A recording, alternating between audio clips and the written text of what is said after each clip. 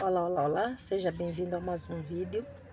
Hoje vim partilhar uma história super interessante que aconteceu comigo nestes anos todos que fui professora. Eu acredito também que pode ter acontecido contigo como professor ou como pai encarregado de educação. Então, esta história é relacionada a um dos transtornos de aprendizagem, que é o TDAH, ou seja, transtorno de déficit de atenção e hiperatividade. Acredito que quem é professor já ouviu falar desse transtorno, mas de certa forma sente uma dificuldade de como lidar com isto, porque uma coisa é estudar, não ouvir dizer, e a outra coisa super diferente é lidar com isto lá no terreno, que é muito complicado. Então, o que aconteceu? No primeiro ano, primeiro não, terceiro ano que eu recebi a primeira classe, recebi um aluno. O aluno perdia foco facilmente, ficava perdido nas matérias, não resolvia as tarefas em tempo real, sempre andava desatento, perdia o material. Naquele momento, para aquela idade, é super normal. Uma criança dos seus 5, 6 anos, com certeza é agitada e um pouco desatenta. O material perde frequentemente. Mas o que me chamou a atenção é que eu já tinha uma bagagem do que se tratava, né? Do que podia ser naquele momento. Então, eu fui estudando os 6 meses, todo aquele primeiro ano passou, mas eu mesmo com aquela pulga atrás da orelha.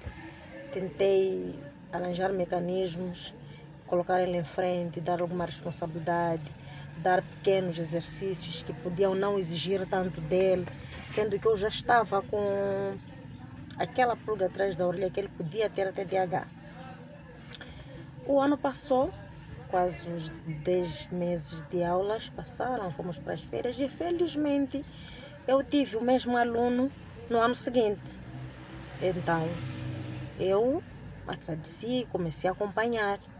Aquela situação persistiu por tanto tempo. Olha que passou a primeira classe e a segunda também já vinha apresentando aquele problema.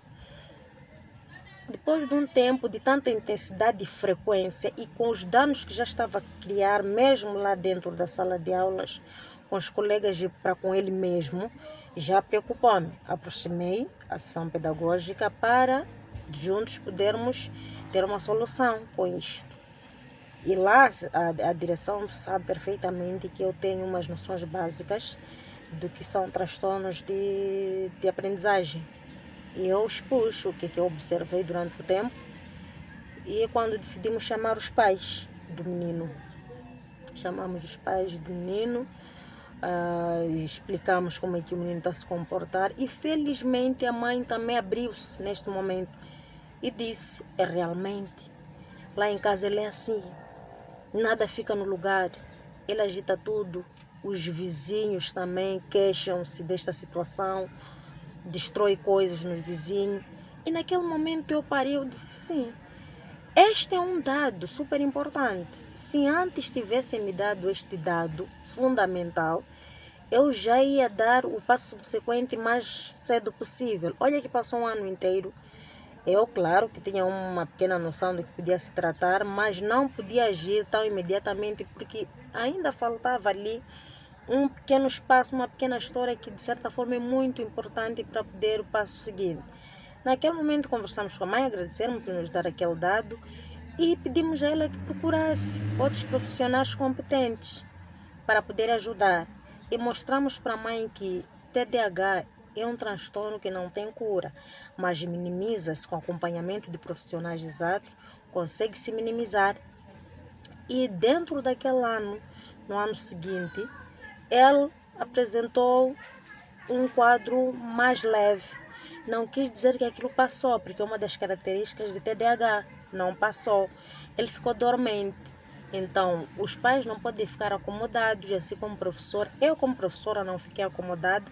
Sei que é uma das características de TDAH. Por acaso, ele apresentava os dois tipos, que era o desatento e hiperativo. Porque existem tipos que a criança só tem desatenção, acontece mais nas meninas.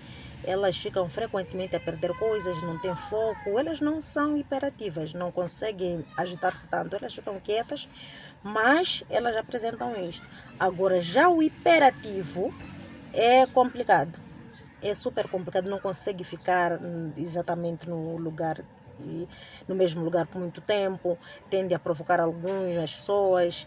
De certa forma, ele não consegue fazer as atividades de uma forma prolongada, então é complicado lidar com esse transtorno. Porque, olha, uma criança que está sempre agitada, perde foco, de certa forma atrapalha muito o seu aprendizado. Então, naquele momento eu pude perceber que o menino apresentava os dois tipos, desatento assim como hiperativo. Quando entramos em coordenação com os pais, a Maia disse que podia procurar os profissionais. Senti-me satisfeita por poder identificar o problema, lidar daquela maneira, e foi uma vitória para mim. Abracei também o menino, abracei a causa, é o meu aluno, e hoje já conseguimos lidar com o problema de uma forma mais leve, né? Ambas as partes, tanto os pais quanto a mim, é uma coisa tão leve que paulatinamente está tentando adormecer e tudo mais. Então, com isso eu queria dizer aos pais que quem é professor, quem é pai, se depara com muitas situações no desenvolvimento da criança, muitas situações. Mas também não é para dizer que tem criança da primeira, ele é agitada, tem TDAH. Não. Quando você leva a criança para um profissional competente, ele lá já observa mais a fundo o problema. Pergunta qual é a frequência, que duração teve este comportamento, qual é a frequência, a intensidade e os danos causados nesse período todo. Ele tem que questionar, os entrevista, tudo mais para o encarregado, e aí ele pode fazer suas conclusões. Agora, não fazer uma coisa e descartar essa parte que é criança e toda criança é agitada, porque isto é um porém. É uma criança, é agitada, é desatenta, até aí tudo perde os materiais, é normal. Mas existe um problema persistente e logo que nós dissemos que não, isto não é normal.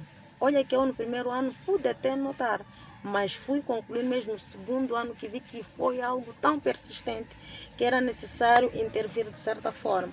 Então, a ti pai, a ti professor que acha que tem um caso destes, que precisa de um acompanhamento, por favor, seria super importante que ajudasse a direção, os pais juntos poderem trabalhar nisso, porque é um transtorno neurobiológico, não tem cura.